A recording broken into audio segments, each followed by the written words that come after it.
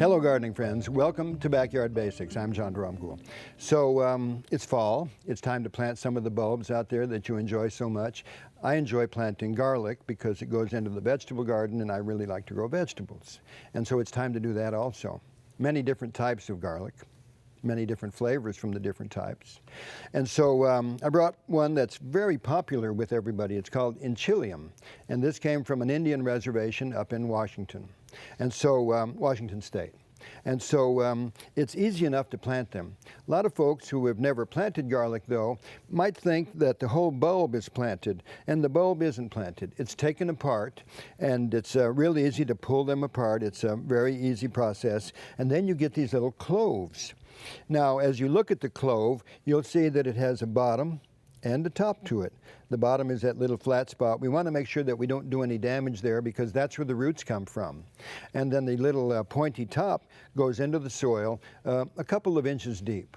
But before we do that, we want to make sure we have a nice loose soil. Since it is a bulb and it needs a loose soil so it can expand, then we want to add some compost. Some people will add a type of a very heavy sand to it so it opens up the soil also. The fine sand doesn't do that. So yeah, I have a blend right there. You need some good sunshine. They belong out in the sun. And then we go ahead and add some bone meal or rock phosphate down about 3 inches. Then cover that up, and then here come the different cloves. Now we place them, about, well, you can see, about 4 inches apart. Very easy to do. And it gives you this measurement all the time. You'll always know that you can plant it that way. So garlic is in season, and elephant garlic is something that's very popular also. A lot of folks like this one. Easy enough to grow, and it has a milder flavor, a much milder flavor. And a beautiful plant when you pull it up. The kids really like it. The kids like to pull out some of these bulbs, and it's always a surprise when they bring it up. So bone meal, rock phosphate down deep in the soil, 3 inches or so deep, and then up in the upper inch or 2, either one, you'll plant the little cloves, and then you cover them nicely. You just kind of put a little tamp on them. You get them down to settle in. You want to make sure there's air spaces that are gone, and then you have the opportunity to get these things going for you. Now, don't forget, you want to put some bone meal or rock phosphate down there several inches deep. That's essential. That's very important for this to open up and become quite a nice bulb.